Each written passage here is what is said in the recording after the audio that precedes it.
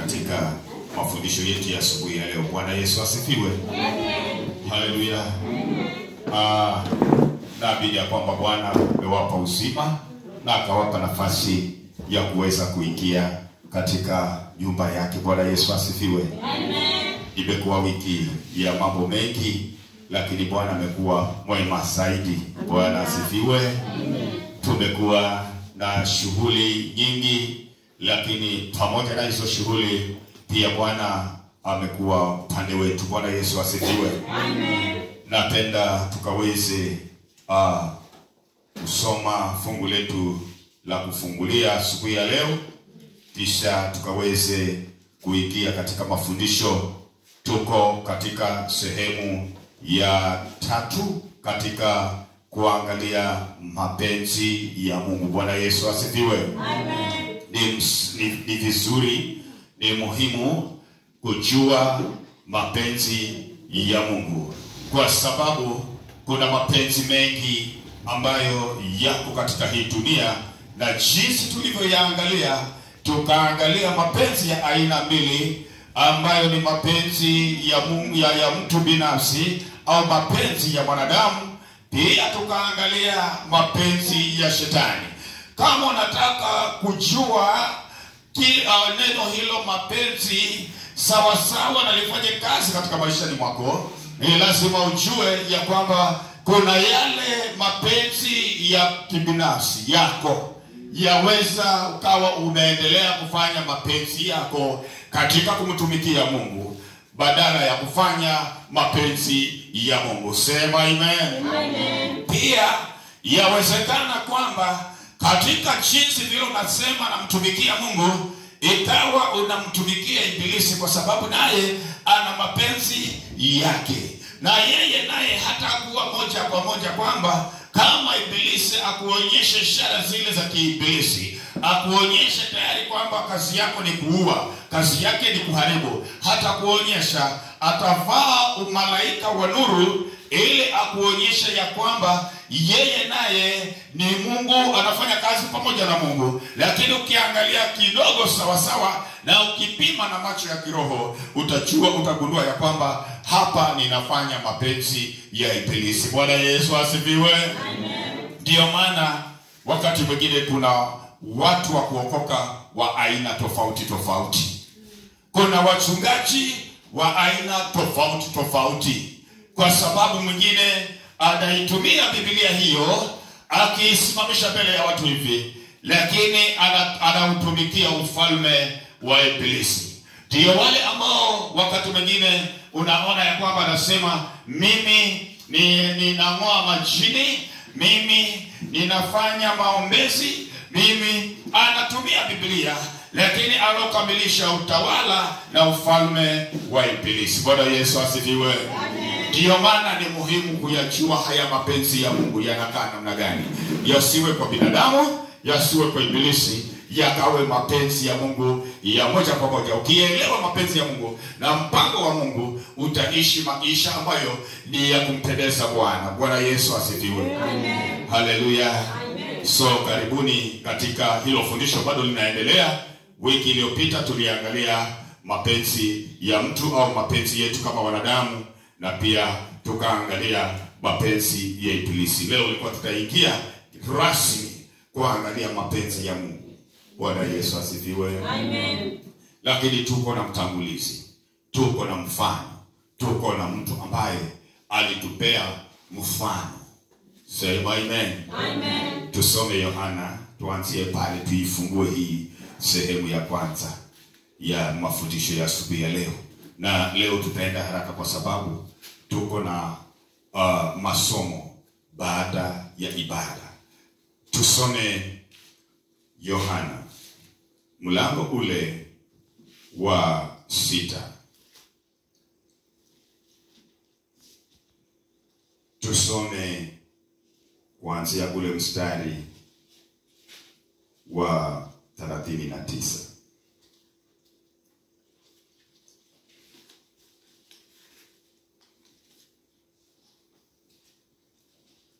Nimfufue siku ya mwisho. Bali nikamfufue siku ya mwisho. Bwana Yesu asifiwe. Amen. Tunaye ambaye ni mtangulizi. Naye anasema mapenzi ya Baba ndiyo haya. Bwana Yesu asifiwe. Amen. Mapenzi ya Baba ndiyo haya, wale wote ambao amenipa nisipoteze na hata mmoja, lakini nikawalinde, nikawafundishe, nikawatunze, nikawaelimishe, wafikie wakati ule ambapo Mungu, wakati hata tukiwa tumeondoka katika hii dunia, niwafufue hawa wote ambao wamekaa katika mapenzi ya Baba. Bwana Yesu asifiwe. Amen. Haleluya. Amen. Kwa hivyo tunaona ya kwamba hapa tumewekewa tayari ule mwelekeo na msingi. Huyu ni Yesu mwana wa Mungu anaongea. Na huyo Yesu mwana wa Mungu ambaye anaongea mahali hapa, anaweka ule msingi wa ni mapenzi ya nani ambayo tunaenda kuyafanya. Bwana Yesu asifiwe. Amen. Haleluya. Amen. Hebu rudi hapo nyuma kidogo katika huo mstari wa 37 tuone kitu hapo. Wote anipao Baba watakuja kwangu. Wote anipao Baba watakuja kwangu. Wala yeyote ajaye kwangu sitamtupa nje kamwe. Na wala yeyote ajaye kwangu sitamtupa nje kamwe. Bwana Yesu asifiwe. Amen. Haleluya. Amen. Sijui kama tunaelewa hayo ambayo neno la Mungu linasema. Tunamuona Yesu Kristo ameweka ule mfano wa ile kazi ya Mungu. Angesema ninafanya mapenzi yangu, hapo tungeanza kuwa na wasiwasi. Lakini yeye kusudi lake la kutoka mbinguni kuja katika hii dunia, kuna watu anawatafuta. Wewe na mimi tumepatikana, sisi sote ambao tumeitwa kwa jina la Yesu. Sasa yeye ana kazi ya kufanya, si yale ambayo anafikiria kufanya. Kuna mpango amewekewa, watu wote waingie katika huo mpango. Bwana Yesu asifiwe. Amen. Haleluya. Amen. Hebu acha tuombe na kisha tukaweze kuendelea. Ninakushukuru Mungu Baba wa mbingu na nchi utupaye uzima. Santa asubuhi ya leo kupitia Yesu Kristo tunakushukuru kwa ajili ya uzima na uhai ambao Bwana umeweza kutukarimia. Tumekuja hapa ni kwa ajili yako. Tazama ni saa ya kusikia kutokana na wewe, saa ya mafundisho. Basi Baba, naomba Roho wako Mtakatifu akanene na mioyo yetu, afungue na akili zetu, ili Bwana tukaelewe yale ambayo Jehova nataka tukaweze kuelewa. Tuko na mafundisho juu ya mapenzi yako. Mungu, mapenzi yako ni nini? Mapenzi yako Jehova yana umuhimu gani? Mapenzi yako Jehova yanatuongoza kuelekea wapi? Ili jina lako likapewe sifa na utukufu. Nasimama mbele zao Baba wa mbinguni nikiwa chombo tu. Naomba ukaguse akili na midomo yangu, nisinene hata moja lilo langu, nikanene yaliyo mapenzi yako, na jina lako likapewe sifa na utukufu. Sante Bwana unaenda kuonekana, sante Bwana unaenda kutupigania. Tufufue katika masikio, tufufue katika mioyo na ufahamu, ili tukaweze kuelewa kutokana na kwako. Kwa jina la Yesu nimeomba na kuamini. Amen. Amen. Tukasema mapenzi ya Mungu ni ule uwezo ama uamuzi unaofanyika ndani ya maisha ya mtu. Au tukasema mapenzi, the will, yale mapenzi ni ile nguvu, ule uwezo, ule uamuzi ambao mtu anachukua akiona ya kwamba hapa ninataka nifanye hili. Ule uwezo ambao unamshawishi ndani yake, akiuchukua, akimaliza kuchukua, amefanya aidha mapenzi yake au mapenzi ya Mungu au mapenzi ya shetani. Pigia Bwana makofi mazuri. Kwa hivyo mwanadamu katika ule uwezo au uamuzi anaochukua, atakuwa ametimiza kati ya moja ya yale mapenzi ambayo nimeyataja. Mapenzi yake mwenyewe au mapenzi ya Ibilisi au amefanya mapenzi ya Mungu. So tukasonga mbele tukasema, utajuaje sasa wakati ule unafanya mapenzi yako mwenyewe au unafanya mapenzi ya ibilisi au unafanya mapenzi ya Mungu aliye hai? Pigia Bwana makofi mazuri. Ukifikia ule upeo wa kuweza kuelewa, sasa unakamilika. Pigia Bwana makofi mazuri. Waweza kuitwa na ukaambiwa ya kwamba huyu ni mtendakazi wa Bwana, au ukaitwa na wakakwambia wale ambao utakuwa na wafurahisha, huyu ni mtendakazi wetu wa ibilisi. Sema amen. Au ukasimama ukaambiwa ya kwamba hata yale anayofanya ni ya kichwa chake, ni mapenzi yake. Bwana Yesu asifiwe. Amen. Haleluya. Amen. Kwa hivyo tuko katika mambo matatu ndani ya mtu akiwa hapo katika chini ya jua akiwa hai. Bwana asifiwe sana. Amen. Ukifika mahali umeona jaribu, lazima Roho wa Mungu ataanza kufanya mawasiliano na maisha yako. Kwanza ndani yako kuna Roho wa Mungu, ndani yako kuna kitu kinachoitwa dhamira. Sema amen. Amen. Anaanza kufanya kazi tayari kwa haraka juu ya ile dhamira ambayo iko ndani yako, na unaanza kusikia msukumo katika roho na kwa sauti ndogo ya kwamba hicho ambacho unakaribia au mawazo ambayo umefika, hayo mawazo si mazuri. Kwa hivyo Roho wa Mungu atakuzuia usiendelee kuingia katika lile jambo ambalo unataka kuingia. So wewe kama mtu sasa, hata kushika mkono ni ule ushawishi atakao kuwa anasema ndani yako kupitia dhamira yako. Sema amen. Amen. Waweza kulipiga hili neno la Mungu. Bwana Yesu asifiwe. Amen. Uliokoka ndio, umeamini ndio, uwasamani ndio, umekuwa ukiomba ndio, lakini ukasema pamoja na hayo yote, hilo neno la Mungu hapa linaninyima furaha fulani. Kwa hivyo unakuja katika mapenzi yako, unaingia kiwango hicho cha kukata au kufanya uamuzi kwa mapenzi yako. Na unapofika kiwango hicho, kifanya uamuzi tayari, baada ya kufanya lile jambo au baada la tukio hilo, ndio tena zile hisia zinakurudia. Nimemkosea Mungu, hili nililofanya si zuri, haya niliyofanya ni mapenzi ya ibilisi. Tayari unaanza kuingia sasa katika vita katika maisha yako. Sisi wengine hatujui. Pigia Bwana makofi mazuri. Haleluya. Wewe mwenyewe ulikuwa peke yako, wewe mwenyewe ulikuwa ni wewe, hakuna mtu mwingine.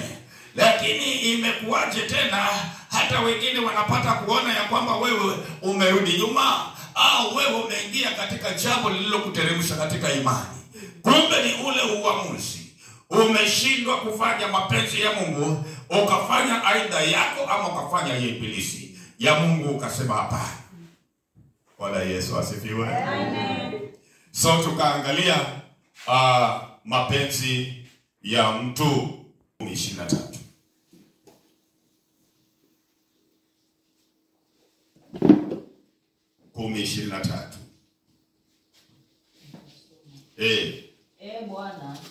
Bwana, najua ya kuwa njia ya mwanadamu haimo katika nafsi yake. Simama hapo.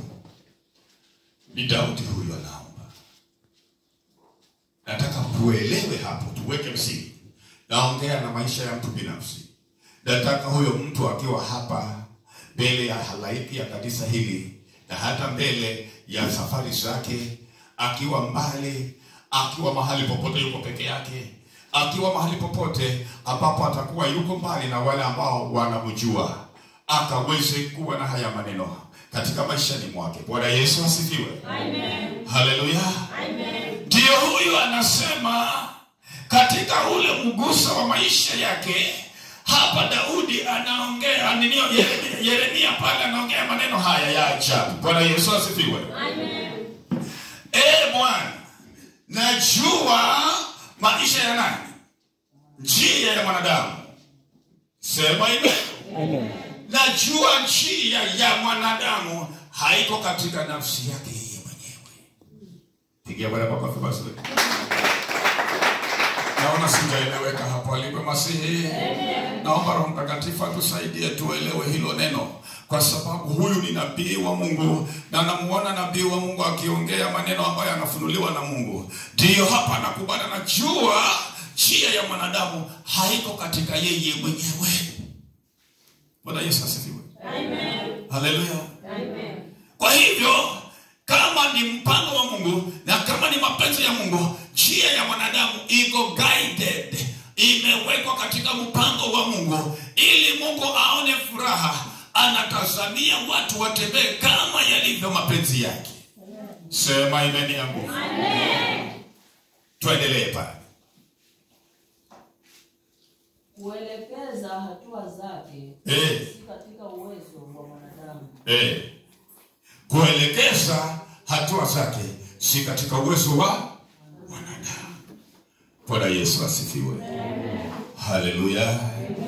Mwanadamu wakati mwingine anatembea hivi akienda tu na mawazo na fikira zake na hata wakati mwingine na maneno ya babu zake. Alipewa Masihi. Amen. Bwana Yesu asifiwe. Amen. Napilisa nini? Uzambona krokare. Undabola nyumbani. Ndio hokapindi. Ukatunga nekobe. Na hapa naanza kuya kwanza maana ninamuda. Alipewa Masihi. Amen. Kobe tu. Nikuje mjini. Toka kelesi uguribuleka sikiri. Konya ukampoleka. Sema amen. Amen. Kama sikiri maana mimi nagasikira. Alipewa Masihi. Amen.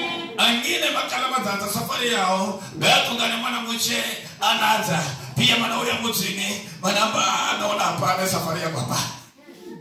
Alipewa Masihi. Amen. Angine manategemea makuluga kwa wakipala cha mkono kumoso anapata konenda kwa kapitaka. Alipewa Masihi. Amen. Sema amen. Amen. Mungu nakipala cha kuria anamba anaona vitani maana zapalo cha mkono kuria kwa vivyo kwa safari ya kwangu itotoke.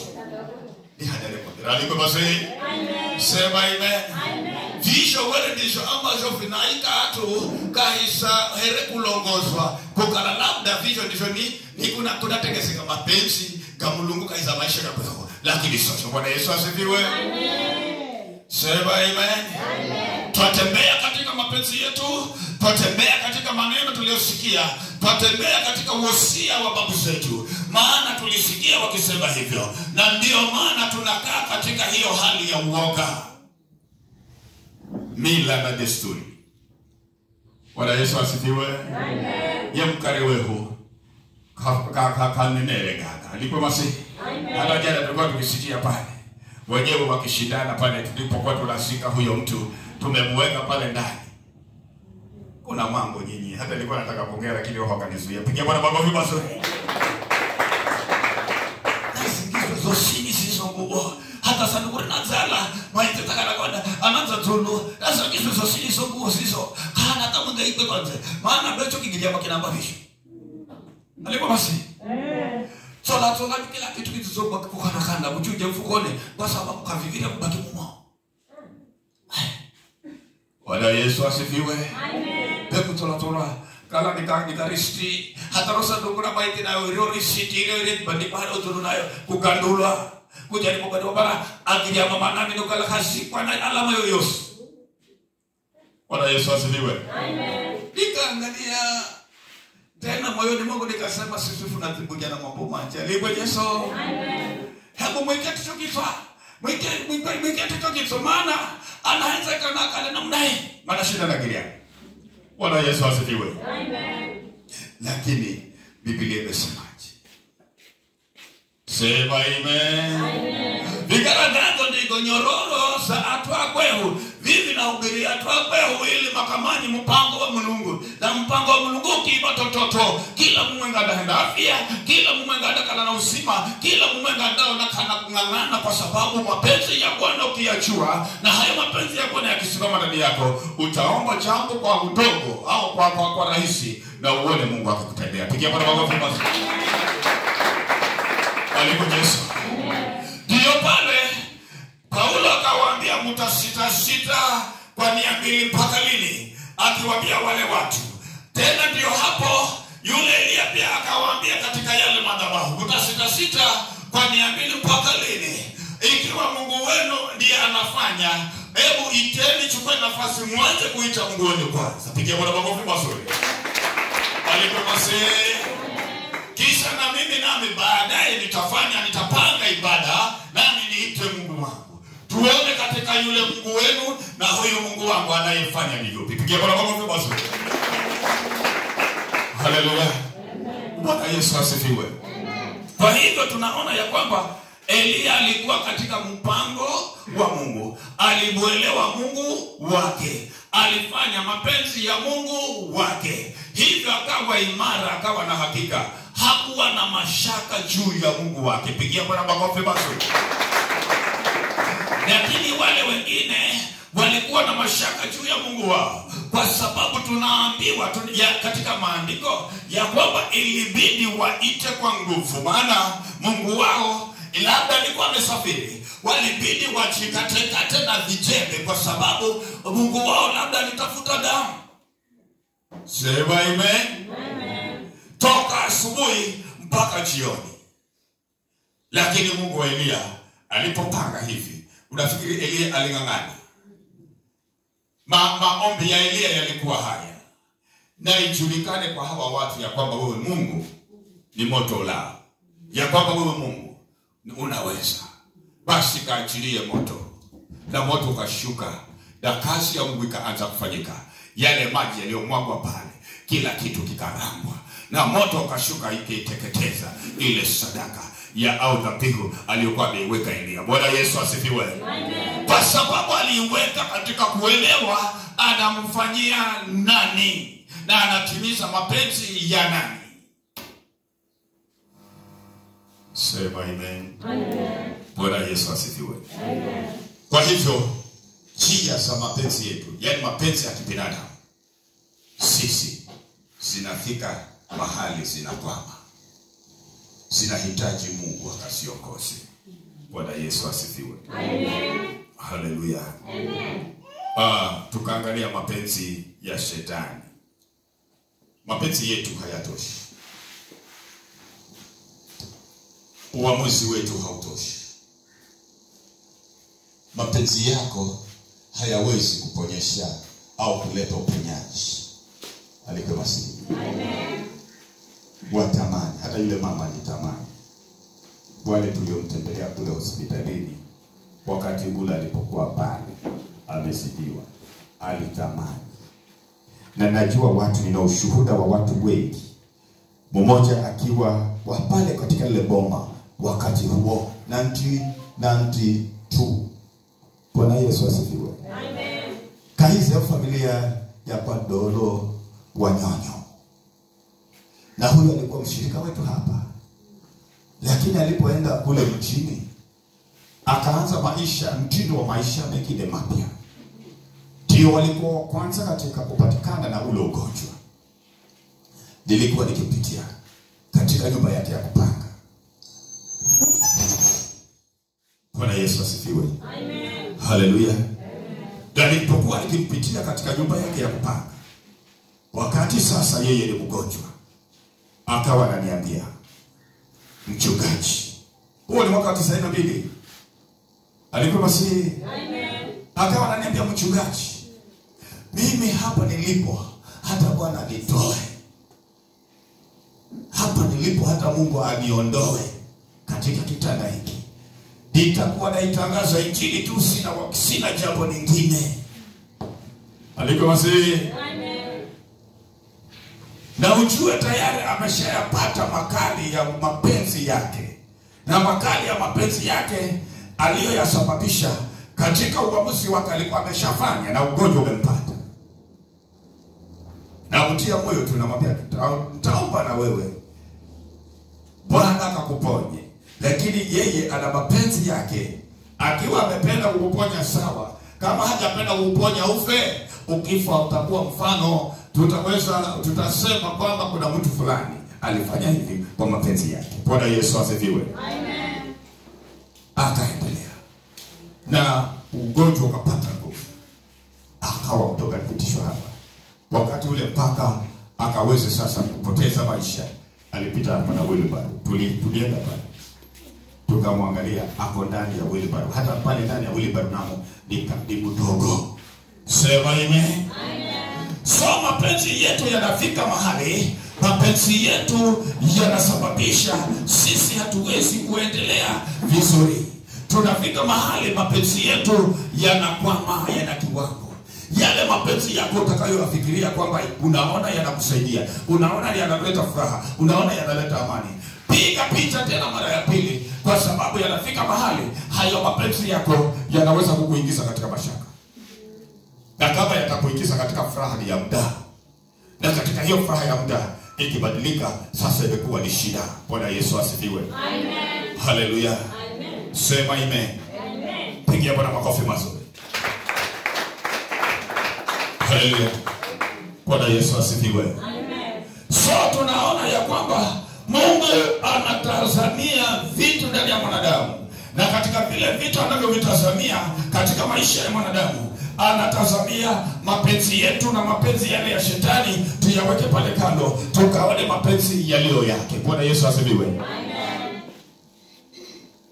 Mapenzi ya mwanadamu na mapenzi ya shetani yanashirikiana, ndio tunaingia katika shida. Tunaangalia mapenzi ya shetani nini? Bwana Yesu asifiwe. Amen. Haleluya. Amen. Yohana 10:10. Ninawapeleka hapo ili tushikane, alafu tuingie mapenzi ya tatu ambayo ni ya mapenzi ya Mungu mwenyewe. Yohana 10:10 inasemaje? Tutulie. Bwana Yesu asifiwe. Amen. Kila mmoja sasa hapa ni angangana apate kitu. Wakati hata jirani yako si rafiki yako, mwambie wewe hata si rafiki yako. Mwambie wewe si rafiki yako. Usinisumbue. Pigia Bwana makofi mazuri. Haleluya. Kwa sababu baada ya hapa ni wewe na dunia, na dunia na wewe. Alikuwase. Amen.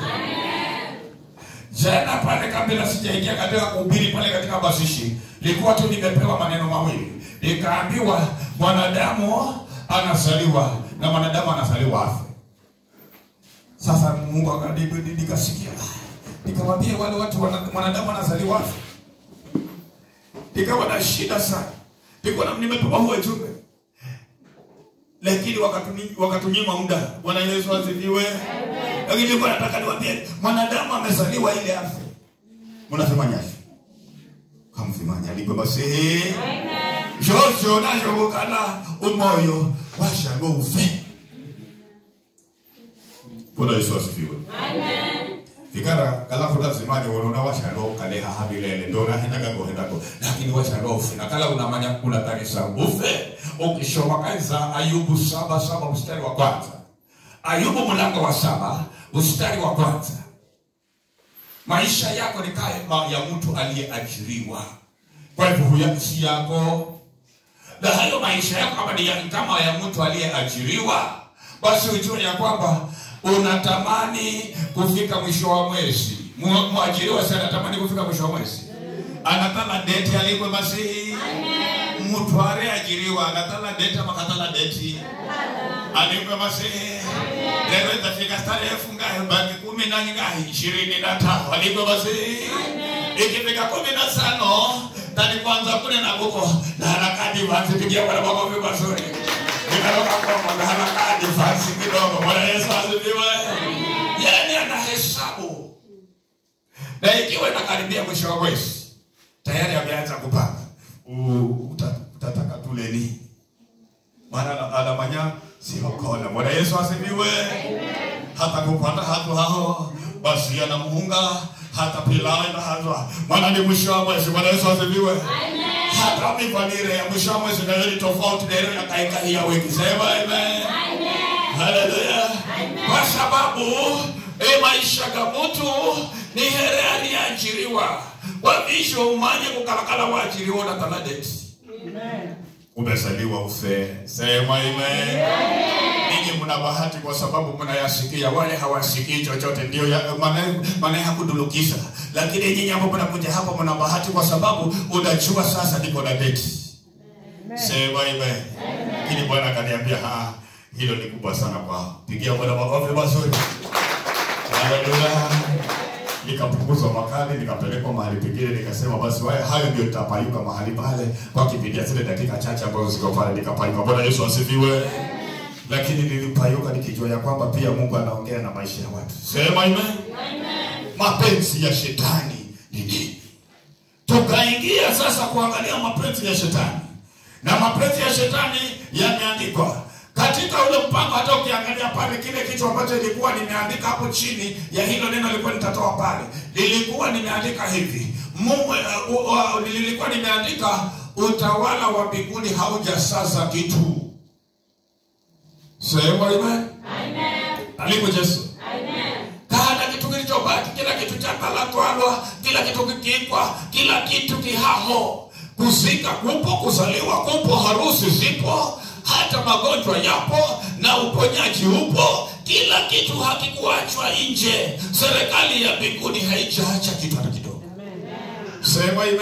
Amen. Haleluya. Amen. Sio kama hii serikali yetu mseme hapa tuangalie maendeleo ya hapa itakuwa nini. Hatujenge hospitali hapa na tujenge dispensary kwa sababu huko hapa mpaka Kotani nyumbani utakobe, lakini serikali ya mbinguni imekabilisha.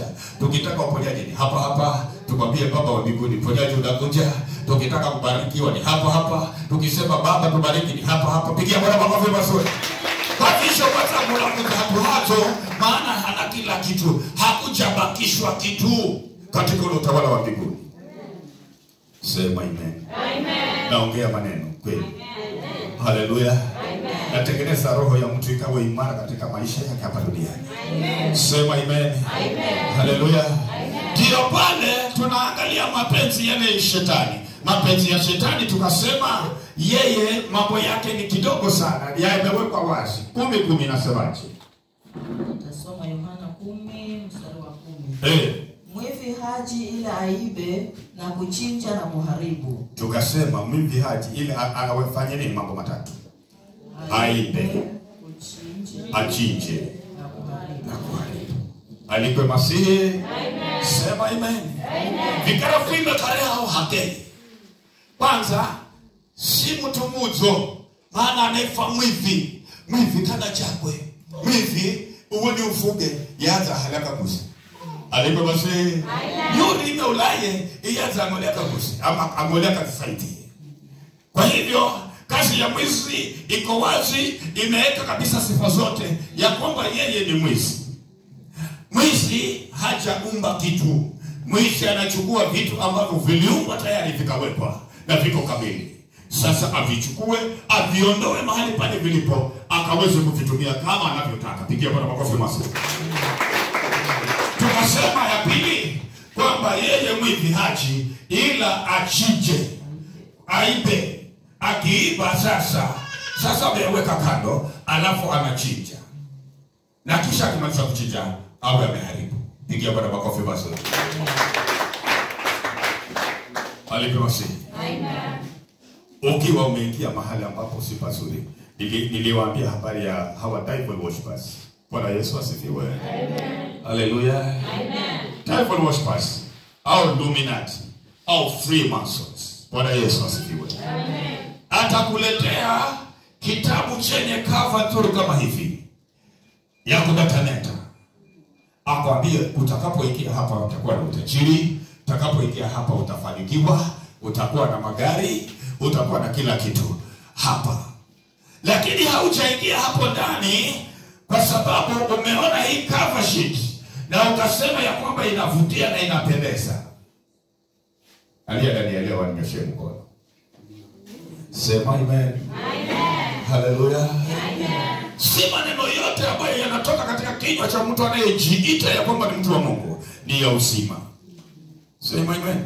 Amen. Bwana Yesu asifiwe. Amen. Kwa sababu kama kuna maneno ambayo yanatoka katika kinywa cha mtu wa Mungu alafu yanaweza yakaleta vurugu katika maisha ya watu wengine ama jamii, hayo maneno si mazuri. Sema amen. Amen. Maneno ya neno la Mungu yana amani. Maneno ya neno la Mungu yana uzima. Yule ambaye ni muuaji yanamtengeneza na kumbadilisha, anakuwa mtu mzuri, anakuwa mhubiri. Pigia Bwana makofi mazuri. Aliye kumbaku ana usiku ya kumbaku, anakala mtu ambaye kama ni kumbaku, maisha yake yanabadilika na kuwa na afya njema. Anayevuta bangi kwa sababu moshi huleta wazimu, anatengenezwa, baada analiacha anakuwa mzima. Anayekula migoka anatengenezwa na kula chakula kizuri. Pigia Bwana makofi basi. Haleluya. Kwa hivyo katika neno la Mungu linatengeneza mtu anakuwa salama na mzima. Lakini ukiona ya kwamba katika kinywa cha mtu wa Mungu kunatoka vita, kunatoka yani watu hawana amani wakisikiza hivi, kunaleta vita katika maboma, ujue hapo kuna shida. Bwana Yesu asifiwe. Amen. Haleluya. Amen. Yule mchawi najua kuna wachawi, lakini yule mchawi mimi nampenda kwa sababu tukimpata tukimleta hapa na roho yake badilike, au mtu mzuri atamfanyia kazi Bwana. Pigia Bwana makofi basi. Sitaki nitangaze mchawi nyumbani kwenu mwanzo kupigana. Nataka huyo mchawi tukushuhudie ache hapa akamjue Mungu. Bwana Yesu asifiwe. Amen. Kwanza nguvu za Mungu ziko zaidi ya mchawi. Tumemsikia yule mchungaji akisema wamekuja wachawi wakapanda na hapo juu na nikakemea akaanguka akafa. Alikuwa si? Amen. Kwa hivyo nguvu za Mungu ziko zaidi. Bwana Yesu asifiwe. Amen. Pigia Bwana makofi mazuri. Mapenzi ya shetani hayo ni kuiba, kuchinja na kuharibu. Kwa hivyo kama kuna njia ya kuharibiwa maisha ya mtu yako katika mapenzi ya shetani. Ukiwa ni kijana mzuri unaimba vizuri, lakini ukitaka kuharibiwa kuna baba ambaye kazi yake hiyo. Pigia Bwana makofi mazuri. Sema amen. Ukitaka uwe na maisha ambayo hayana mfano, kuna mtu aliye ni engineer, kazi yake ni kule kuimba, natafuta vyombo vizuri. Alikuwa basi. Amen. Wasichana wetu hamna bahati. Pigia Bwana makofi mazuri. Lakini kama mna bahati na watangazia leo, simameni katika Bwana. Lakini wale waliokule nje ukiwasikiza vizuri, wale waliokule nje sijui hao vijana wa kanisani hao wa fulani wanasemaje, lakini wale wa fulani waliokule nje wanasema huko nje tunapiga piga, lakini tukitafuta kuoa tunaenda wapi? Alikuwa basi. Amen. Bwana Yesu asifiwe. Amen. Huko ndo kwenye asichana Maria na tabia bizo, asichana Maria na maisha mazo, asichana Maria wanaelewa, asichana akofu. Sasa umeishi maisha mazuri, umekaa katika Bwana, umevumilia, lakini hapa kuna mwizi anakujebelea na kuiba na kutoa. Unaenda kuanza kuishi maisha ya kwamba yale ambayo hukuyazoea. Sema amen. Alikuwa basi. Tulipoingia huku wakina mama Esther hawa wale wana michichiko mumu. Alikuwa Yesu paredi. Sema amen. Michichiko ili masi yasemana ni kanoni, ili mwana asifanya kiama asiondoke michichiko ya mahogoni, kwa sababu wana kinga. Lakini siku hizi Kristo ndio kinga. Pigia Bwana makofi basi. Haleluya. Bwana Yesu asifiwe. Kwa hivyo unaenda kuanza maisha yaliyo watu wengine walipita hayo maisha. Wewe nao unaenda ukaingia huko. Maisha ya kufungwa pingu, maisha ya kupelekwa kwa wakanga. Waenda kuanza hayo na miaka yote umekuwa katika Bwana, lakini sasa ukarudishwa tena nyuma. Hata undaanza toni haso uchenda gerwa, maana yeye mtumia ukigerwa ni haso yenda kwenda Mombasa uende fuga muda nyumbani noka sufuria kabisa. Alipo masi. Amen. Haleluya. Amen. Ndio tunataka nasema hamna bahati, na kama mna bahati ni sasa msimame katika Bwana. Wale kule ni sauti watasema, lakini uamuzi kunao nyinyi wa kutenda mapenzi ya Bwana. Pigia Bwana makofi basi. Lakini sehemu ya pili nasemaje? Hiyo verse number 10. Sehemu ya pili nasemaje? Huyu Kristo wetu, huyu Mungu ambaye ni msingi wetu, anasemaje? Sema mimi nalikuja ili wawe na uzima kisha wawe nao tele. Pigia Bwana makofi basi. Nilikuja ili wawe na uzima, kisha huo uzima si ule wa nusu, wawe nao tele. Alikuwa basi. Uzima wa tele ni kwamba kwanza umemjua Kristo, umeokoka. Huo ni uzima. Tena huo uzima wa tele ni kwamba utakapomuomba ukiwa mgonjwa unakuwa mzima. Tena huo uzima tele ni kwamba ukiwa na upungufu ukisema Baba nimepungukiwa, Mungu ndiye ambaye anavyo vyote akujazie. Sema amen. Haleluya. Kwa hivyo uko salama, uko mahali pazuri, uzima wako unalindwa, uzima wako unatunzwa. Bwana Yesu asifiwe. Amen. Haleluya. Huyo Yesu alikuja ili sisi wagonjwa tulio hapa tuwe na uzima, kisha tuwe nao tele, wa sasa na hata ule wa milele milele. Bwana Yesu asifiwe. Amen. Tukaona mapenzi ya shetani. Tusome Luka. Tunaenda haraka haraka ili tushike yale mapenzi ya Mungu kwa kifupi, tena tuingie katika ibada kuu. Luka 22:31. 22:31 nasemaje? Akasema, Simeoni, Simeoni, Simeoni, Simeoni, tazama, Shetani amewataka ninyi apate kuwapepeta kama vile ngano. Bwana Yesu asifiwe. Hapo pengine tutasoma baadaye. Lakini mimi Yesu hapa anasema Simeoni, Simeoni, sema Simeoni, Simeoni. Simeoni, Simeoni. Alipo Masihi. Amen. Simeoni alikuwa mmoja wa wafuasi wa Kristo. Simeoni alimuona Yesu. Simeoni alikuwa mvuvi wa samaki. Simeoni alipatikana akiwa ndani ya bahari, tayari akitengeneza kazi. Alikuwa na kazi yake. Sema amen. Amen. Haleluya. Amen. Hapo ndipo alipoitwa na Yesu, Simeoni, njoo nitakufanya mvuvi wa watu badala ya wa samaki. Pigia Bwana makofi mazuri. Akaziacha nyavu, akaacha na mashua, akaanza kumfuata Bwana, akamwamini Kristo, akaona kazi ya Mungu. Akifanya hivi Kristo, kiwete inatembea. Akifanya hivi Yesu, kisiwi anasikia. Akifanya hivi Yesu, kipofu anaona. Akifanya hivi Yesu, waliokufa wanafufuka. Pigia Bwana makofi basi. Haya Petro akayaona. Sema amen. Lakini ikafika mahali sasa kuna vita. Ndio pale mtu wa Mungu ufikie kiwango cha kuchagua, utafanya mapenzi yako au utafanya mapenzi ya Mungu au utafanya na mapenzi ya shetani. Sema amen. Haleluya. So maandiko yanasema wakati huu sasa Petro anataka kupita yale mapenzi ya Mungu, afanye mapenzi yake. Sema amen. Haleluya. Maana Mungu anataka kujitukuza na Petro amesimama. Sema amen. Haleluya. Bwana Yesu asifiwe. Ndio Simon akamwambia, Yesu akamwambia, Simeoni, Simeoni, shetani amewatamani ili awapepete kama vile anavyopepeta ngano. Alipo Masihi. Amen. Nataka tusimame kwa hilo neno moja tu, pepetwa, kwa sababu lazima tuelewe. Pigia Bwana makofi mazuri. Niambie wewe ambaye umeshikilia uteo, niambie wewe umeyaweka mahindi pale ndani ya uteo, tena hayo mahindi ni machafu. Pigia Bwana makofi mazuri.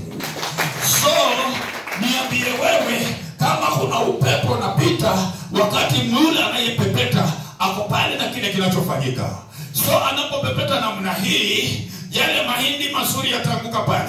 Kile ambacho hakijakuwa vizuri ni makapi. Hayo makapi yanarushwa.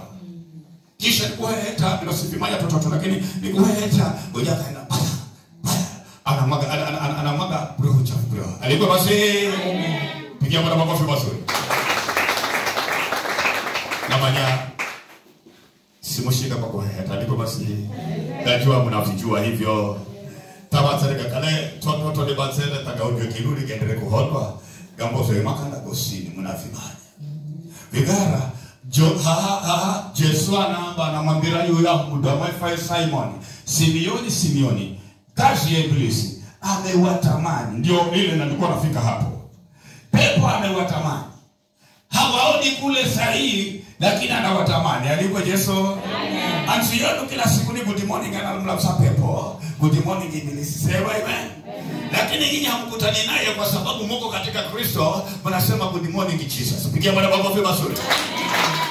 Unaingia kwa maombi, unaanza na Yesu.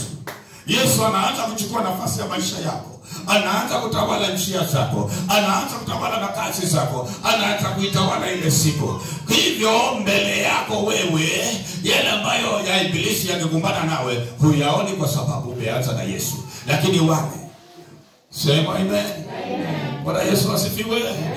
Joni malo beleza pokatari na mmoja mula mtakale sihana ha. Yule ni mame, yule ni katika jina la Yesu. Mame, haya, yule ni katika jina la Yesu. Alipo basi. Amen. Ukiondoka nyoka namba. Amen. Shindo katika jina la Yesu. Uwele okoka, lakini yule aliyekuanza. Anamhama naye. Alipo basi. Maana ndicho ndicho amanyacho. Lakini wale unamanya kuna Mungu. Unajua kuna jina linaloshinda majina yote. Ukilitaja kwa dakika hiyo limefika. Mama yonda kwanza na nyoka hiyo ngare haya ya anunda mwana. Alipo basi. Amen. Baba hadi paya ni baba kama hadi wasabu tukapata kazi ya kwenda pigia bwana baba mazuri. Sitawasikia mtoto kama baba. Alipo basi. Makure kabisa na familia.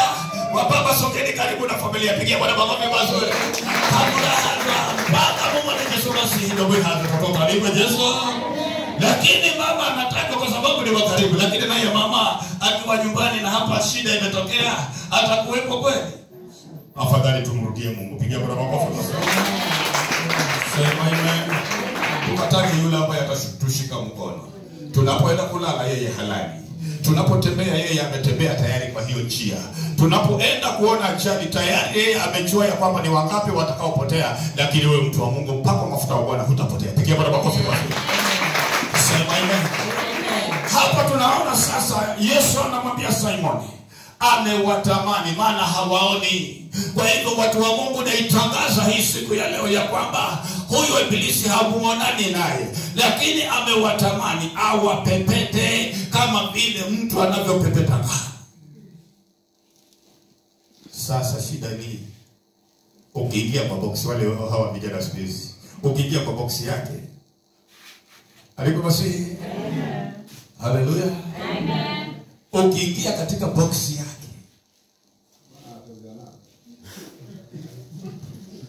Bwana Yesu asifiwe. Amen. Sijui kama itakuaje. Maana ndaye aliko basi. Hata kama wale kuna hapa kwa mumo. Hata ndanonayo tembe mwengezo ngera mumo kwa sababu itembeke patikana kila wakati. Ndanonayo mumo ngata ngire tababa. Aga heke gari aho gari pekanda lakini abakinayo munga bai pekete jira. Ni baba si mara kitwa, mara mongo, mara matatizo, biashara yangu haiendi, mifugo yangu inakufa, watu wangu wana hivi, shamba langu halizai, hata ndoa yangu haina amani, nyumbani sipendwi, kila wakati mijani kuna michafuko ya kila aina. Unapepetwa, mabichari unapepetwa. Sema amen. Amen. Haleluya. Umeingia katika box ambayo yeye mwenyewe alikuwa anatafuta, lakini kwa sababu alikuwa hakuoni, sasa amekupata. Ndio hapo sasa anamwambia Simon, be very careful. Sema amen. Amen. Haleluya. Bwana Yesu asifiwe. Amen. Uwe makini. Lakini pale Yesu anasemaje? Hapa ndio kunapitia moyo. Maliza hapo chini. Lakini mimi nimefanyaje? Ni Yohana. Hiyo Luka moja tu. Hiyo Luka ambayo tumesoma 22:31. Inasemaje?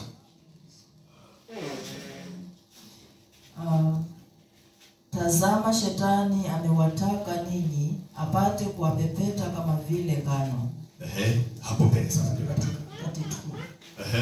Lakini nimekuombea. Lakini nimekuombea. Bwana Yesu asifiwe. Amen. Wewe ili imani yako isitikisike.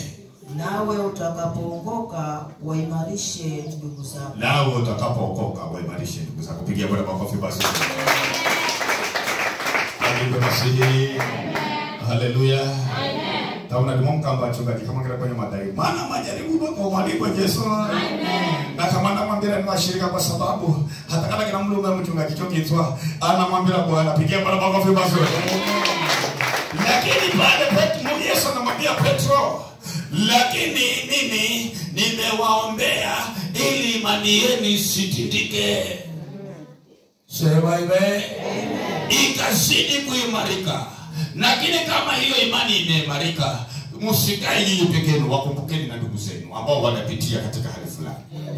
Pia nao mkawaimarishe. Pigia Bwana makofi basi. Tusonge mbele. Tumeona mapenzi ya mtu, tukaona mapenzi ya shetani. Sasa nataka tuingie katika ule msingi.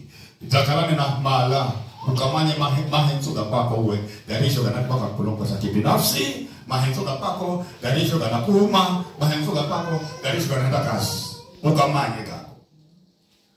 Alipo masihi. Amen. Mahenzo gapako gaikala karakarana ga mulungu, undahenda macho, undakamani macho, Dios sapako sindafaulu, mipango yako inafaulu. Mahenzo gapako gaikala gandani ya mahenzo ga mulungu. Kila kitu kinakwenda tutatoka. Sema amen. Amen.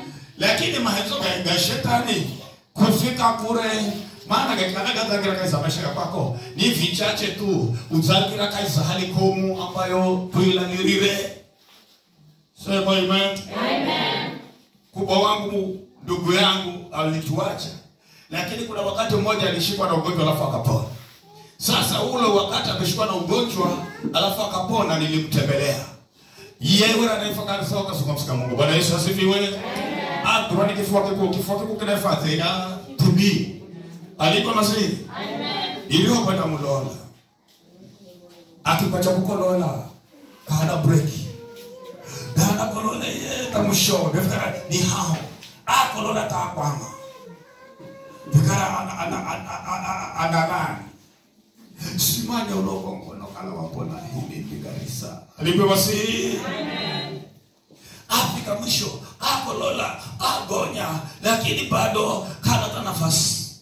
Hata basi simanya uloko ngono umino garisa wambolai.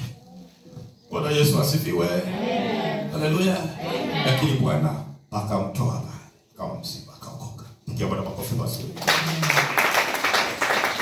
So unapoingia katika yale mapenzi yako yanapoingia katika ile njia ya mapenzi ya shetani, kuna shida. Ili mapenzi yako yaingie katika njia ya haya mapenzi ambayo tunaenda kuyaongea, mapenzi ya Mungu. Sema amen. Amen. Haleluya. Amen. Kwa hivyo tunaingia sasa katika mapenzi ya Mungu. Ile wiki iliyopita tukajiuliza mapenzi ya Mungu ni nini? Sasa hapo tunataka tuyafafanue mapenzi ya Mungu. Mapenzi ya Mungu ni nini? Ili wakati imekumanya hata kada unaona kukala kuendelea siku leo hosi ela wakati imekumanya mahenzo ya Mungu ni nini? Sema amen. Amen. Ni wakati gani utafikia useme sasa nafanya mapenzi ya Mungu? Na ni wakati gani utafikia useme nafanya mapenzi yangu? Na ni wakati gani useme ninaona hapa nilipoingia nimeingia katika mapenzi ambayo si ya Mungu na si yangu, ni ya Ibilisi. Hao ndo mara nyatanye. Alipo basi. Amen. Haleluya. Amen. Kwa hiyo kana uhana unashirikiza toto na voyo ushirikize toto baada nikutanye na mambo mairi. Mapenzi kwa mwenye na mapenzi ya pepo. Ukahende mapenzi kama Mungu, mahenzo kama Mungu. Alipo basi. Amen. Bwana Yesu asifiwe. Amen. Kata mke funaimba. Lakini funaimba funaokera kuimba. Agesa mahenzo kwa Mungu. Mahenzo kwa nini? Agesa Bwana mahenzo kwa na malaika. Mahenzo kwa nini? Agesa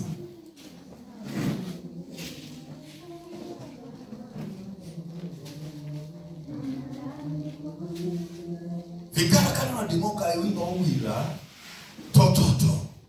Gonyoka hala wakati ukajiuza maswali ukamanyeke. Kuna mtu lakini unahenza ukachembere kwa mahenzo. Na manya una mautu mazo ule kona gafoyo na gatamani moyoni. Gago gana ndimoka katimira pigia Bwana makofi mazuri. Unahenza uone ana Mario tototo, Mario mana kujali, ana Mario ni rafiki, ana Mario ni nduguso. Unahenza uone visho. Unahenza uone kukala omuzini henu. Kala ni nyumba ni mbizo. Alipe masihi. Na kala ni gari hangalao hangileta gari. Na hakuna mtu ambaye anavoya na mamu Mungu sikira ile gari mzini. Na voya kila mume gari anatakarisani. Omuzini hangile gari. Kuna tose kali yena mba kufikira mabali fundene ya mbrongo miha. Kaugura niko Yesu. Amen. Kila mtu unakalona kiacha denye. Bwana Yesu asifiwe. Takala sigari ni pikipiki. Unakala tangia. Bwana Yesu asifiwe. Amen. Pigia Bwana makofi mazuri. Kwa miujiza ya kwakwe ndana kuona muhoho anahaba kama. Kwa miujiza ya kwakwe Mulungu kwa sababu umuntu utafika ndana kuona mabadiliko. Mtu anaangalia basikeli, mtu anakata basikeli ni yali chwa. Niko mase. Uchelewa hindi sitabiraifu kwa sababu ito breno sitabirafu umbi kwa sababu kasi kuloka heri. Atumana hata kula mkula piki bada turo. Pigia Bwana makofi mazuri. Sema amen. Vikara hosini tunatamani vitu. Tunatamani kabisa, kila mmoja anatamani. Lakini jinsi ya kuingia katika yale mapenzi ya Mungu na kupata vile vizuri ambavyo viko kwa Mungu, ile jinsi, ile hatua na ile nafasi ya kuingia katika hayo mapenzi, wakati mwingine inakuwa vigumu kuyaelewa.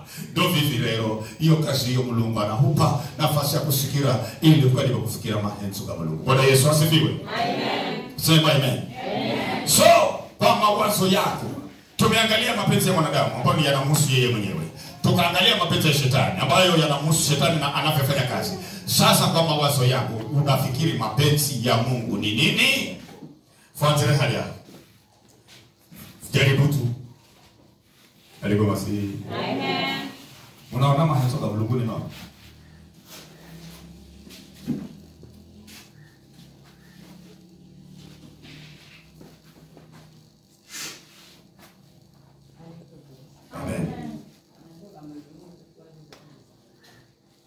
Soka Mulungu ni kutoa soka za Mulungu kupiga makofi chache.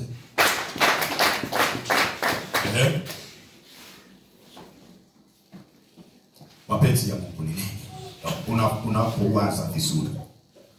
Sababu haoni paka fuhafu kule kwanza fuone kwa sababu masoka Mulungu kala kakafukuliwe funda imba funda foya na kala funda lakini funda kala funa henda kila kitu lakini funa makosa matitema kitambango funa tunafuna kila kazi makosa kwa sababu kahikaisa hiyo hali ya mtu wa Mulungu funa pala hata abuli sababu funa pala vitu vingi cha Mulungu ndono nakukana wakati mwingine Mulungu tanasinywa na nyamala kwa sababu akilona vivi yale akamta yarashira rizo amuhirikire hao ariho wakati huu aliko basi jori na mala kurichora na imo ipime koma atoshuka na mala kurichirwa beho riho wakati wogelona vivi ho riho hata wakati mwingine unadoka na unafaa kaboko.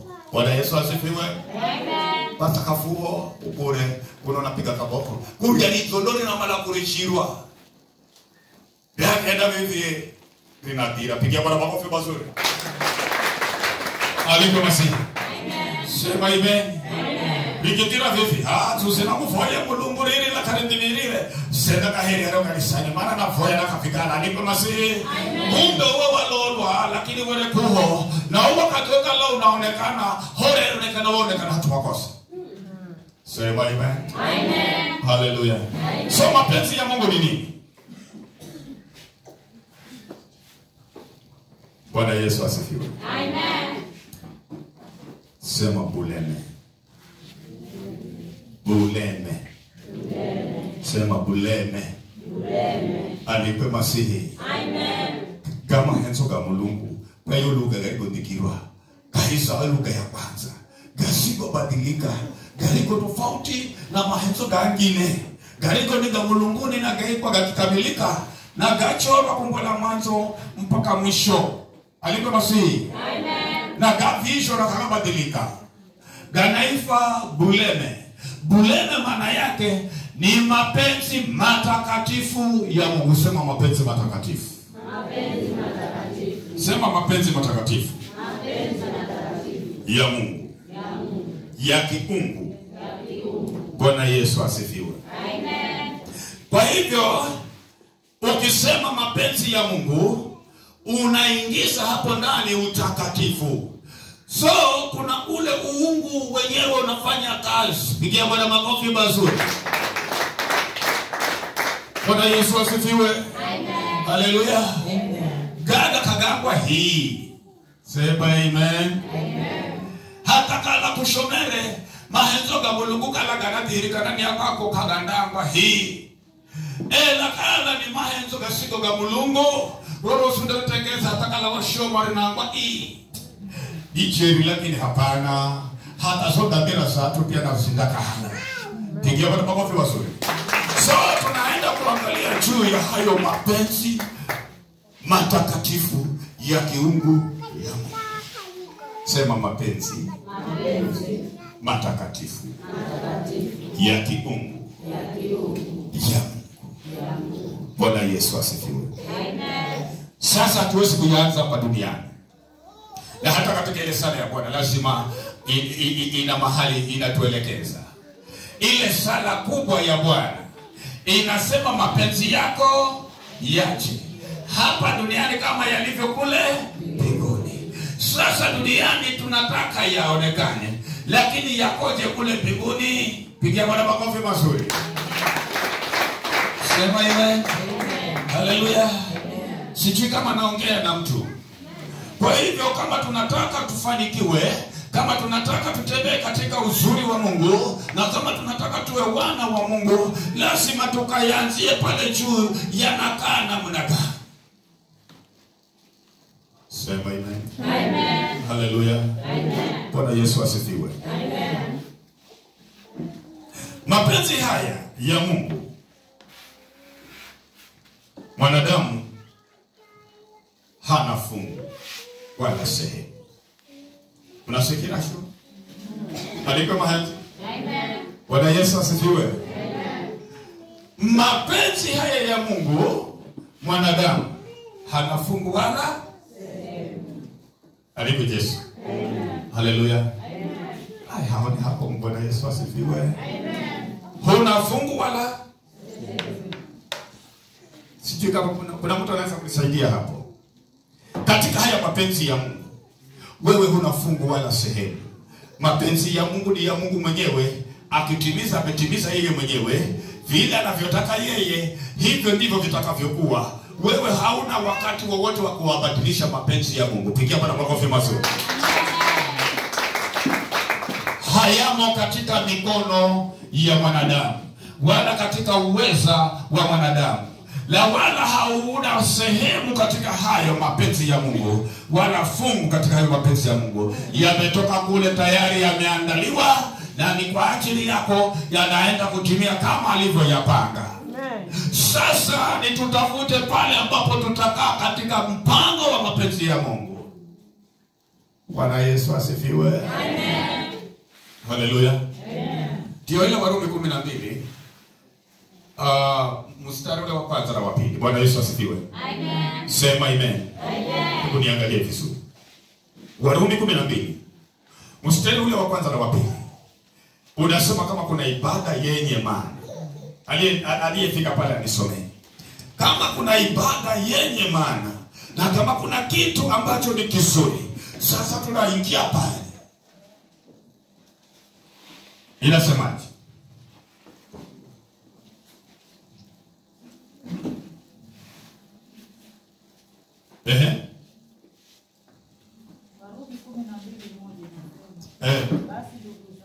Basi ndugu zangu,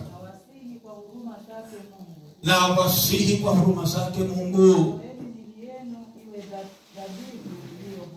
itoweni miili yenu iwe dhabihu iliyo nini? Takatifu, ya kumpendeza nani? Hiyo ndiyo ibada yenu yenye maana. Aliko wasihi. Amen. Alafu sehemu ya pili nasemaje? Wala msifuatishe namna ya dunia hii, bali mgeuzwe kwa kufanywa upya nia zenu, mpate kujua hakika mapenzi ya Mungu. Pigia Bwana makofi mazuri. Haleluya. Sema amen. Amen. Vikara hawasidaze marigisa dohenye mahenzo ga mulungu, lakini hawatulozi hansira anaamba kuna kasi ya kuhendwa kwa mudamu, na kasi ya kuhendwa mudamu, ile kasi ya kuhenda ya mudamu. Jambo la kwanza, aitoe mwili wake uwe dhabihu iliyo takatifu inayompendeza Mungu. Hebu tusimame hapo kwanza. Haleluya. Amen. Bwana Yesu asifiwe. Amen. Baba wale wazungu wanasema prerequisites. Yaani kile kinachotangulia kwanza mpaka tuingie katika mapenzi ya Mungu. Kwanza ni sisi tufanye kazi. Na hiyo kazi ya kufanywa ni sisi tujitoe.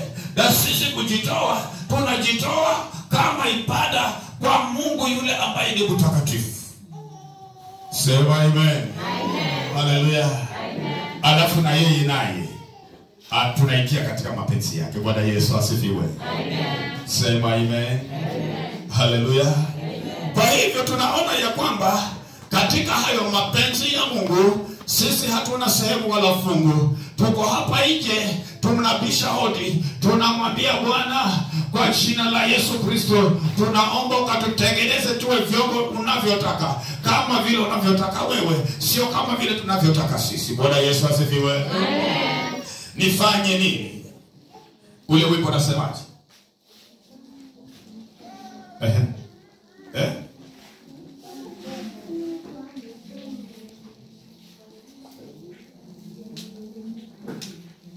Bwana Yesu asifiwe. Amen. Itengeneze iwe chombo Bwana. Tengenezwe uwe chombo. Alafu ingia katika mapenzi ya Mungu. Kwenye ndode humirwa jirichiri.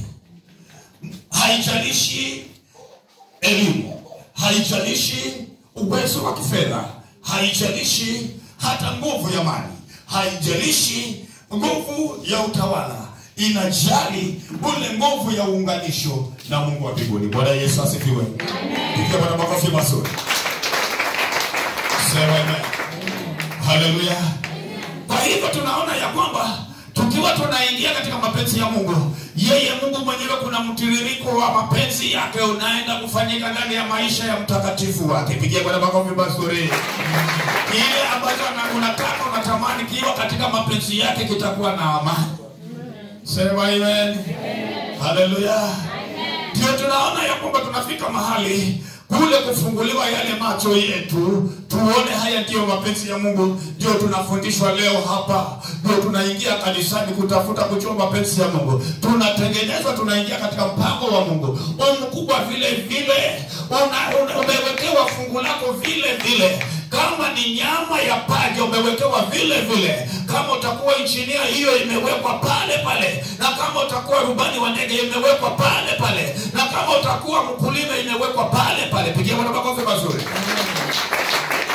Si kwamba ukiingia kanisani na ukiokoka utakuwa kuna mabadiliko. Hapana, umewekewa pale pale. Kwanza itaanza hata grade 0 na itaanza mpaka umalize university, kwa sababu umepangiwa hiyo nyama ya engineering. Itafikia mahali utakuwa pale pale. Maana itaanza kuandaliwa toka 0. Pigia Bwana makofi mazuri.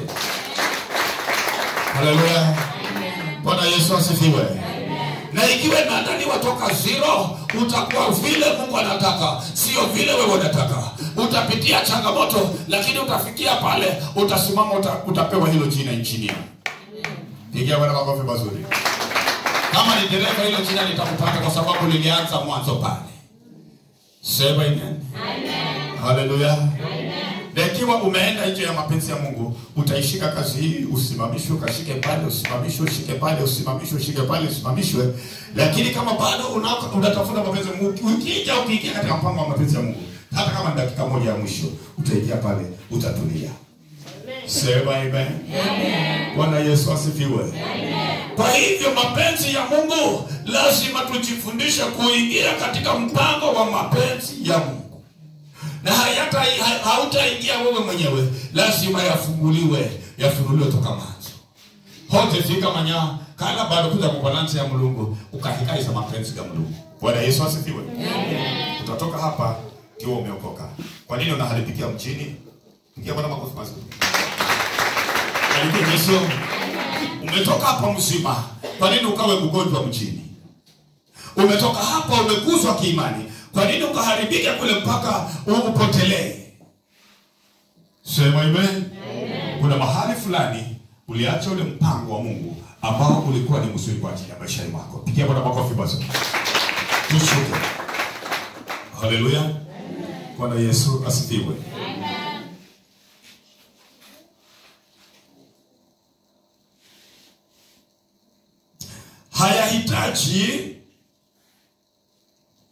Hayahitaji chochote kutoka kwa mtu. Yako chini ya uongozi wa neema ya Mungu. Bwana Yesu asifiwe. Amen. Tusome ile Yohana 6:39 na 40. Yohana 6:39 kwenda mpaka 40.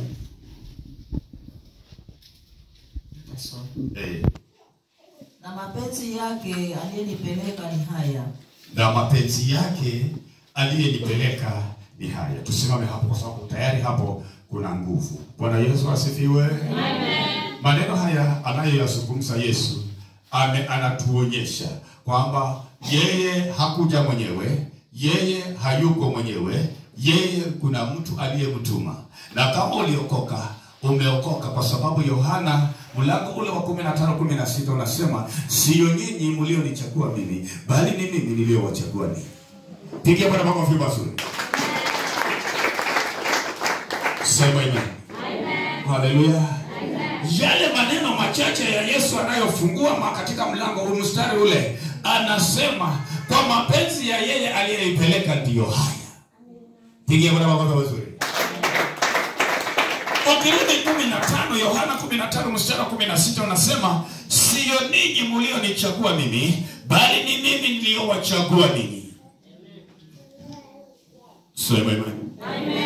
Kwa hivyo ulitafutwa ukaletwa kwa sababu umeingizwa kwa mapenzi ya Mungu. Sasa huyu aliyekuingiza kwa mapenzi ya Mungu anakufundisha yeye mwenyewe alifuata mapenzi ya Mungu.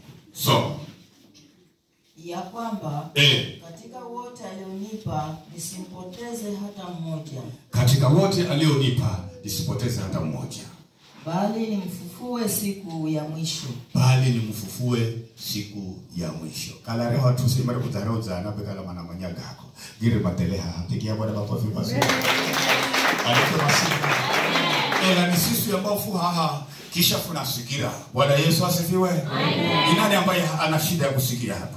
Sisi sote tunasikia. Amen. Tena neno limesema sisi ambao tuko hapa, Yesu Kristo akitimiza mapenzi yake akufufue siku ya mwisho.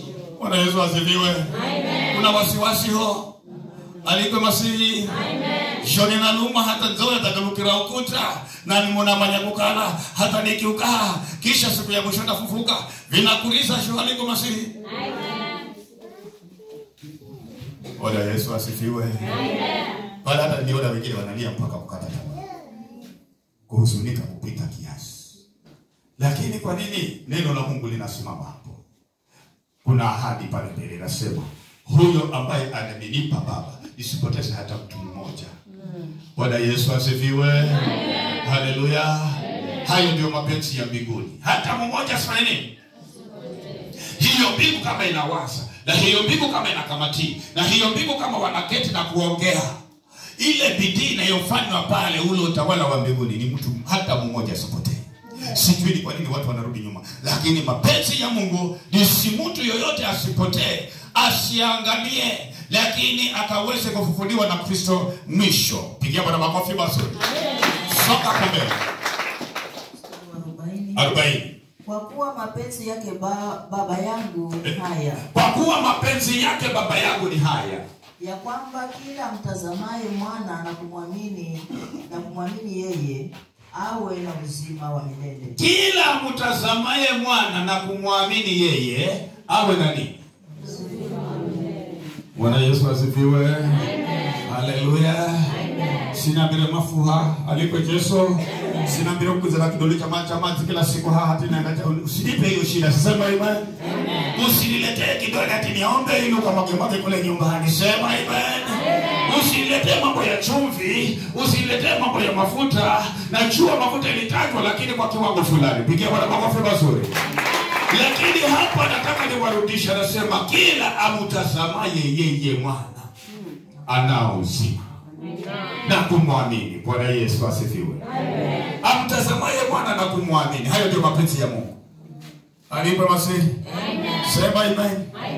Haleluya.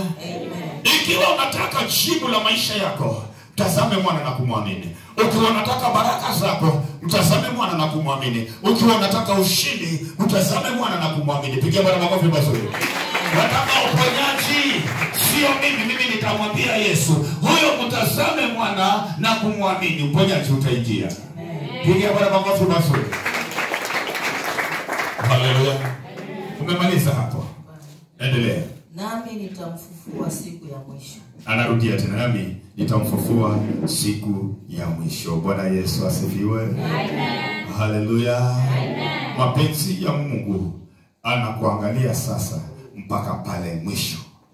Sema amen. Amen. Haleluya. Baba yanatoka mulungu kakulola kare vivi gonya kulichi. Unamanya safari ya kwenda mulunguni ni nyire, na safari ya kwenda mulunguni inalialia. Anji kama manya ukalama na hirikatu mulunguni. Anji mana zihiratu. Bwana Yesu asifiwe. Wengi viongozi wengi, wachungaji wengi wanasema hili ni kanisa lako hapa. Sema amen. Bwana Yesu asifiwe. Kwa mfano mimi nikiondoka, hii kanisa niendelee, waje tukutane kule mbinguni. Bwana Yesu asifiwe. Kana nizamwamba ni kanisa langu, ni kanisa nikutamana kadunisha, nikakanisa kabena nikakosema amen. Haleluya. Kana uka kanisa nikabenadi, benadi yake uka kanisa shaka hauka he. Sema amen. Haleluya. Mtazameni Kristo na kumwamini. Nyinyi mtaenda zaidi ya pale Benadi atakapoenda. Maana Benadi anaweza kwenda karibu, lakini Kristo anaenda mpaka ile siku ya ufufuo. Sema amen.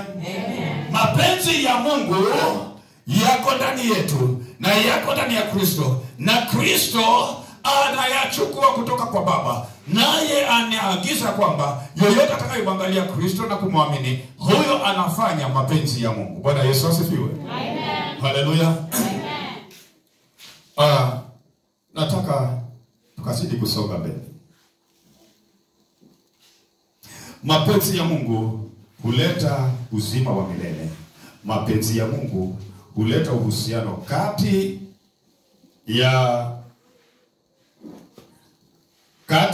ya wanawake na wanaume kwake yeye Mungu. Hivi tunatengenezwa, tunaingizwa katika uhusiano wake kwa waume, kwa uhusiano wa Mungu. Bwana Yesu asifiwe. Amen. Mapenzi ya Mungu yanakuelekeza kuingia katika uzima wa milele, na mapenzi ya Mungu yanatuelekeza kuingia katika uhusiano wetu na Mungu. Vivyo ndivyo kanza mjadala, wataka nini? Mwambie jirani unataka kuna malani. Mwambie jirani, gutaka mara mwambie na malani. Alipo Masihi. Amen. Sema amen. Amen. Haleluya. Amen. Ukose jirani mwambie watafuta nini? Watafuta nini? Bwana Yesu asifiwe. Amen. Mapenzi ya Mungu yanatuvuta, tunaingia katika ule uhusiano wa kuweza kuomba, wa kuweza kumwambia Mungu jambo. Sasa ametujua vizuri, sasa tunaanza kuwa na Baba, tunaongea na Baba. Pigia Bwana makofi mazuri. Haleluya. Ndio hayo ambayo sasa anasema Kristo, mkiniangalia mimi tayari na kuniamini. Mapenzi ya Mungu yanafanyika ndani ya maisha yenu. Bwana Yesu asifiwe. Amen. Haleluya. Amen. Tusome Luka 2:49. Luka 2:49. Nataka malizie tufungie hapo ili tuingie katika ibada ya mchana wa leo. Luka 2:49. Nitasoma. Inasema, akawaambia, kwani kunitafuta? Kwani kunimala? Hamkujua ya kuwa imenipasa kuwamo katika nyumba ya Baba yangu? Hamkujua ya kuwa imenipasa kuwamo katika nyumba ya Baba yangu? Bwana Yesu asifiwe. Amen. Alipe Masihi. Amen. Piga imeni ya nguvu. Amen. Ahoba umuzini. Walako kuzinyanzare azire kanisani, hekaluni kama hapa. Wamepitisha ile sherehe, wameomba, wamemaliza. Wanarudi sasa. Vile wakienda, Yesu hapo katikati akafikiria, hapana, sasa tunarudi nyumbani. Sema amen.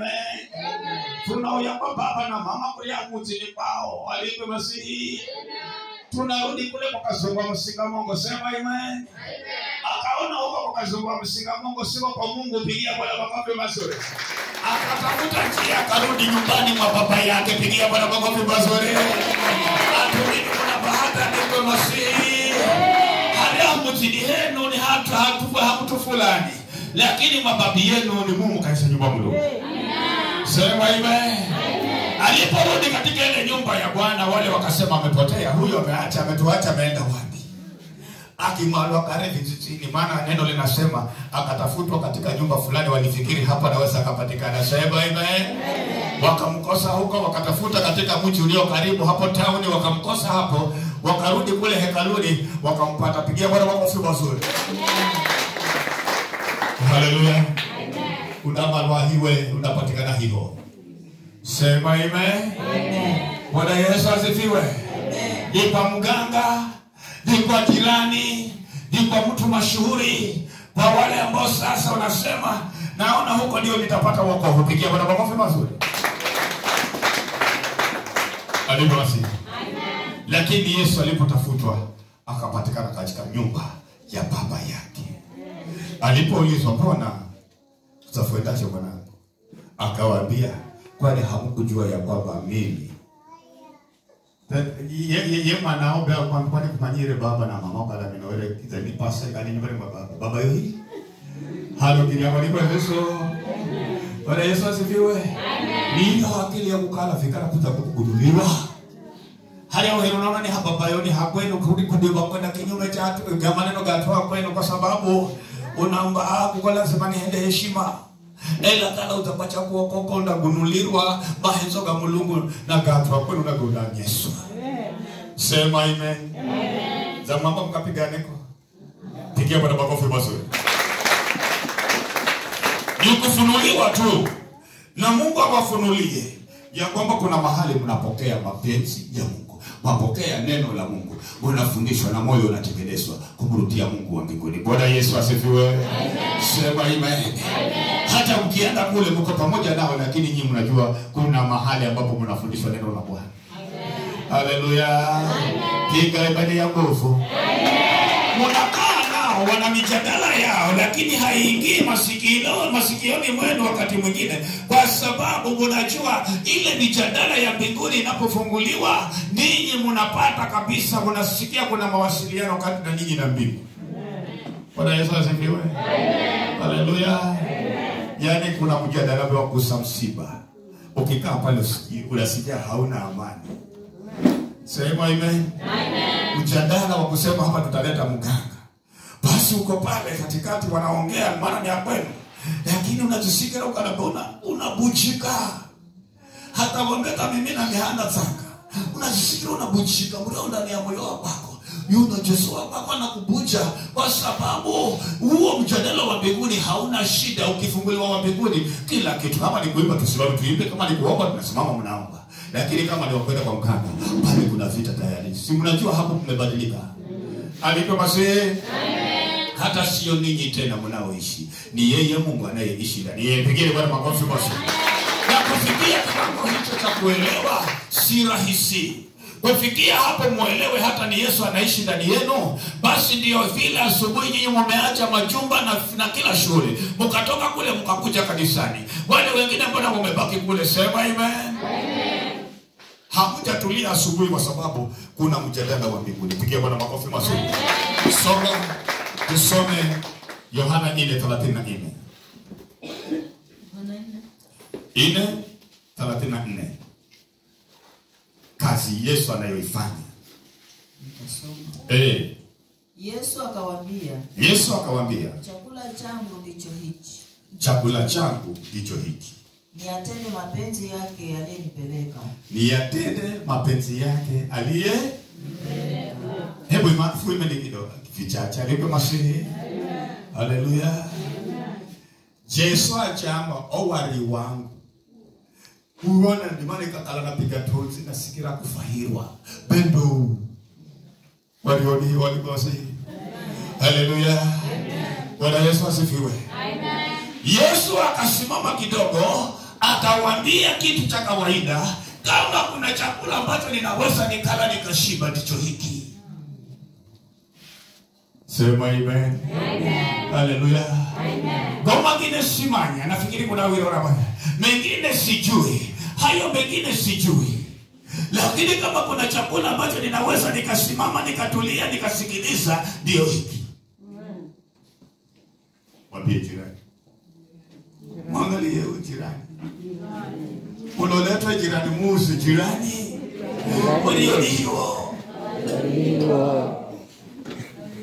Aliko Yesu. Amen. Haleluya. Amen. Kana ye mwana wa Mungu wahurira chamba cyo chakurya nini acho mimi. Musinirehere kutunga, musinirehere wali, musinirehere matani, musinirehere kila aina ya nikuko grade. Wala musinirehere kwa kenyeji, wala musinirehere masia. Pilao na buriani hapa. Sema amen. Hapa ukitaka buriani hata wengine wangeambiwa kujeni kule mla buriani na huko unao kuna ibada, wengine wataenda kwa buriani na wengine wataenda kwa ibada. Pigia Bwana makofi mazuri. Haleluya. Leo sana nefutakala na ibada kisha ya kufunga. Ngoja kuna mkutano na takazwa. Basi mfike kwa wingi kwa sababu kutakuwa na buriani. Sema amen. Amen. Na mbele zake nimekala kuna mtu andekana yona mbende kala kubomle hiyo. Chakula cha kufunga, yani ibada ya kufunga hiyo itapata watu wawili watatu. Ibada ya buriani mchana hiyo. Aliko basi. Lakini Yesu akasema kile chakula changu mimi kinachonipendeza ni hiki. Ni yatende mapenzi ya Baba. Pigia Bwana makofi mazuri. Sema amen. Amen. So tunafika mahali sasa tukija wakati mwingine tukiingia hili somo na kama tutalimaliza kutenda yale mapenzi ya Baba. Kutenda mapenzi ya Baba ni nini? Kuitenda kazi ya Mungu ni nini? Hebu endelea tumalizie hapo. Nikaimalize kazi yake. Nikaimalize kazi yake. Umesoma mpaka mwisho eh? Kutenda mapenzi ya Mungu, nikaimalize nini? Kazi yake. Bwana Yesu asifiwe. Amen. Haleluya. Amen. Tumalize na Yohana 5:30. Tumalizie pale tufunge. Tunafunga sio kwamba tumemaliza. Mapenzi ya Mungu bado ni makubwa sana. Tukirudi nitakuja kama Mungu amenisaidia. Tuangalie umuhimu wa mapenzi ya Mungu. Na vile mapenzi ya Mungu yanafanya kazi katika maisha yetu. Verse number 35. 5:30. Nasemaje? Mimi siwezi kufanya neno mwenyewe. Mimi siwezi kufanya neno mwenyewe. Kama nisikiavyo ndivyo ni hukumuvyo. Kama nisikiavyo ndivyo ni hukumuvyo. Na hukumu yangu ni ya haki. Na hukumu yangu ni ya haki. Kwa sababu siyatafuti mapenzi yangu mimi. Siyatafuti mapenzi yangu mimi. Bali mapenzi yake alinipeleka. Bali mapenzi yake alinipeleka. Pigia Bwana makofi mazuri. Bwana Yesu asifiwe. Amen. Wokovu si mkomo ase. Isiyo kala.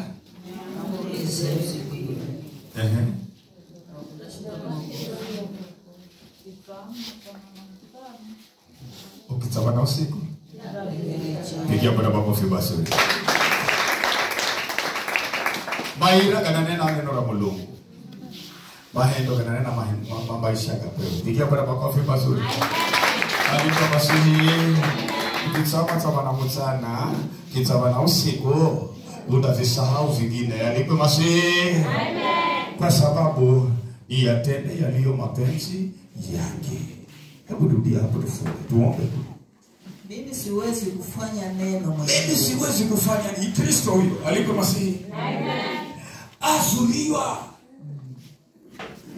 Wewe mnafikiria Yesu kali wa kwenda mtu mwingine? Wewe unafikiria Yesu basi katika kwenda Mombasa na kupata kibarua? Alikuwa basi. Amen. Sema amen. Amen. Wafala kako ndo kwa ajili ya kwako. Sema amen. Amen. Ela wewe yenda yeye ndio makafala sharp shooter. Pigia Bwana makofi mazuri. Akasonga pasi, akafala sharp shooter, akafala muombizo, akambona mtaani, wewe na Shadima, sema amen. Lakini tazama, amefungwa na mapenzi ya Mungu. Mimi siwezi kutenda yaliyo mapenzi yangu mwenyewe.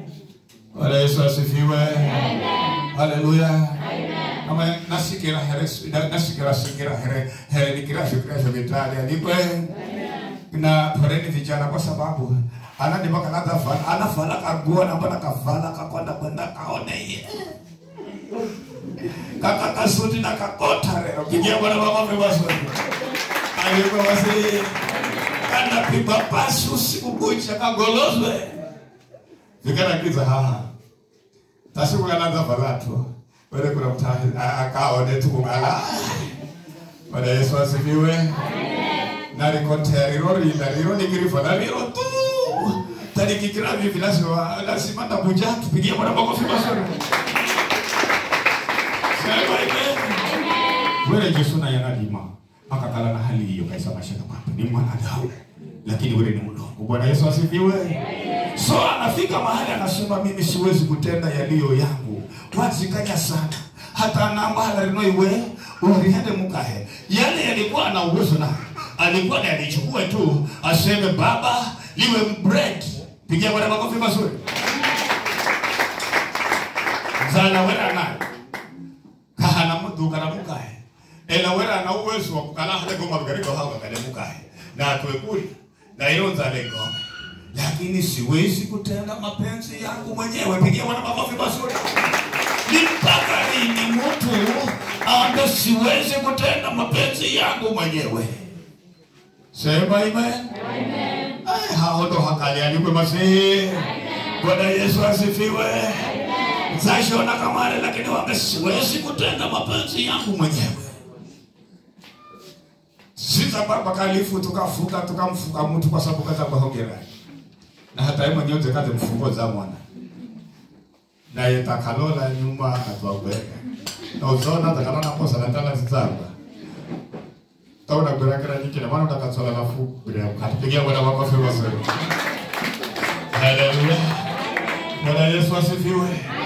Lakini kama umekomaa vizuri, unakaokota na unaanza bio. Baba we, huyu umeangusha, hesabu kama siko sawa. Alipe masihi.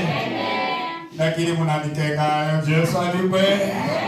Inyu mudabira nyingine sema amen.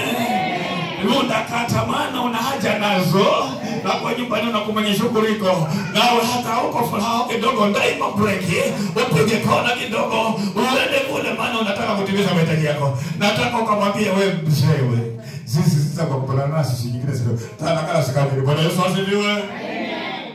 Asante asante Mungu akubariki. Hii basi hata ilikuwa nimetuma nikasitoe kule shilingi 50,000.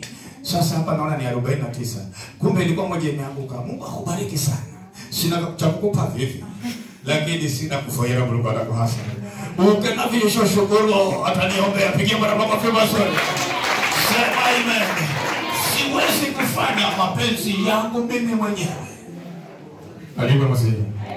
Ndio kuingia katika mapenzi ya Mungu. Bwana Yesu asifiwe. Amen. Wakati wanataka kuingia katika mapenzi ya Mungu. Amen. Haleluya. Amen.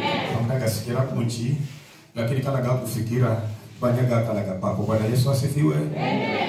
Na ujue amekufungua katika mahali fulani na yameanza hapa sahihi na yataenda kutimia kule nyumbani. Bwana Yesu asifiwe. Amen. Haleluya. Kaka mna budi mkajeswa gari dakika chache zijazo. Sema amen. Amen. Haleluya. Sasa na mwambie Yesu ya mwambie tayari tupanda gari. Kondakta kinitana la mara mbili. Ndio moyoni mwangu na ambaye nikifika Mariakani nazipangira budget. Kondakta sasa Bwana Yesu asifiwe. Amen. Nani asipangia budget. Lakini sawa nilikuwa nifanyaje? Mwambie mbona ananikira wewe. Ana wengine mbona utatosa ndio kunitosa nani mwenye kwa Bwana Yesu asifiwe. Amen. Hala pesa hiyo. Lakini wakati ule ilikuwa haijafunguka bado. Bwana Yesu asifiwe. Amen. Tangine mwazienda lakini kwa sababu fuhaha. Sema amen. Maliza usome ya chini nisome hapa alafu tusimame. Hiyo 30 sehemu ya cha. Kama nisikiavyo ndivyo nihukumuvyo, na hukumu yangu ni ya haki, kwa sababu siyatafuti mapenzi yangu mimi, bali mapenzi yake alinipeleka. Kwa sababu siyatafuti mapenzi yangu mimi, bali yeye aliyenipeleka. Na nataka leo alipe Masihi. Amen. Simama.